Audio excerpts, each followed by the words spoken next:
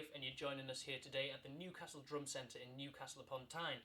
The website is newcastledrum.co.uk. That's a brand new website. Please go and check that out. I'm going to show you some things to do with a cajon today. This is a Peruvian box-drum. It originated in Peru because of Spanish music, Spanish colonial music bands. People used to play on boxes and anything they could find, essentially, which were easily disguised as seats. But this is the modern evolution of one of those box drums, essentially. It's a Gonbops Alex Acuna Series Special Edition Flamenco cajon. This is obviously made by Gonbops, and the construction is slightly different to what you might have thought that a kind of wooden box would be back in the Spanish colonies in Peru. You can see here it's reminiscent of parquet flooring. It's a segmented shell made from many different exotic woods, but there are many different types of construction and many different types of cajons, many different brands even for cajons. Very, very popular instrument. They peaked in popularity probably the end of the 19th century, but are kind of coming back recently for a substitution for an acoustic drum kit or a drum kit in an acoustic setting, that is, in an unplugged or a live kind of setting. Really, really great instruments for that purpose, but also good as solo instruments or in any kind of band or any percussion section, essentially. So what I'm going to show you is how to play the cajon from the basics, but using a kind of drum kit approach rather than using a percussionist approach. I am a drum kit player.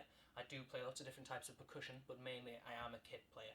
So I'm going to show you how you can use drum kit theory and drum kit rhythms and apply them to the cajon to use as a substitution for a drum kit. So first of all, we want to sit on the cajon, obviously on the top, with our legs apart, so we can reach about half the way down is as much as you'd ever need to reach, essentially. We want to keep the wrists nice and loose. We play from the wrists, similar to a kind of conga. We have many different tones on the cajon, and they are reminiscent of conga tones as well. You have your bass tone in the middle. We try and keep the fingers nice and open. The bass tone you can play with a cupped hand with the fingers together, but again there are many different ways of playing it. You saw me before playing with the side of the fist for the bass tone, which, you know, it's an experimental thing, but you can do whatever you want if it's your cajon.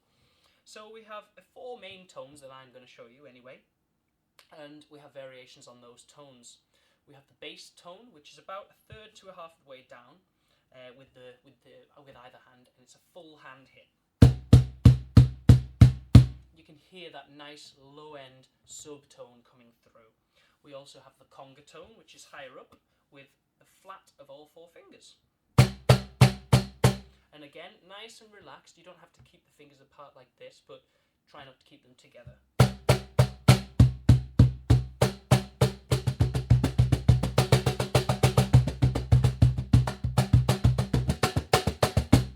Lots of different ways to play these tones. You can see with my left hand there, I actually brought that in and started dampening the tone, so we get a shorter, more dry, a sec kind of sound.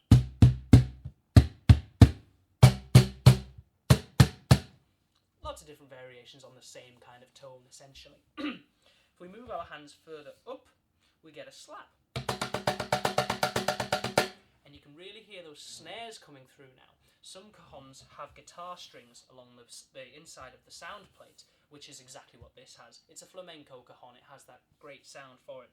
So it has a few guitar strings in a V formation along the inside of the sound plate. And that gives it that snarey sound, which makes it even better for use as an acoustic drum kit substitution.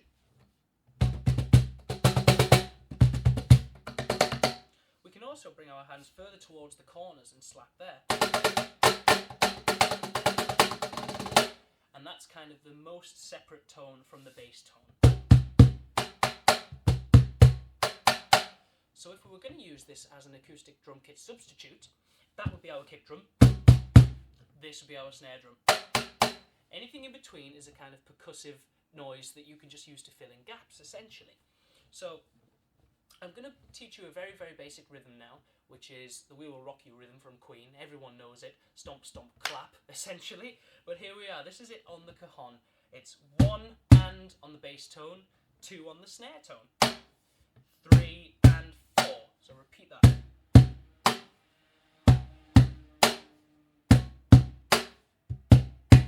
And notice I'm just using the right hand there.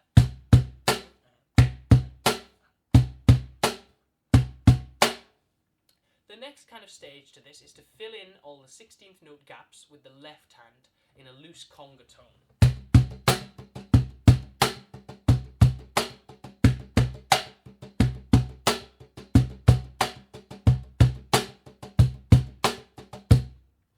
So you can see there we were just filling in those 16th notes.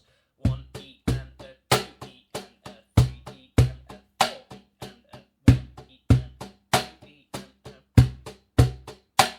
And really loose hands, you'll get the best sound from your cajon like that. You don't want to keep your hand on the cajon after you've played it, unless you want a dead muted sound, which you might in some cases. The next stage to this will be to make some more. Put some more kick drum notes in there, or bass tone notes, along these lines, keeping the left hand filling in the 16th.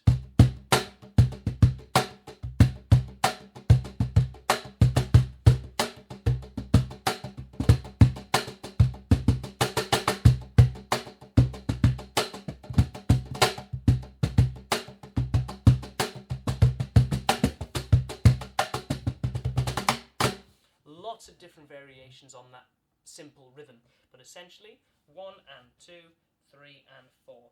I'll put links in the description to resources and materials that will help you out with this, but that's essentially what we do with the cajon. Remember, keep the wrists nice and loose. We slap, try and bring the hand off. Many different tones, and have fun with it. Experiment and have fun. So please check us out at newcastledrum.co.uk. We are on Facebook and we're also on Twitter, so please check those out as well. It's at Newcastle Drum on Twitter and facebook.com/Newcastle Drum. And this was a basic introduction to drum kit theory applied to the cajon.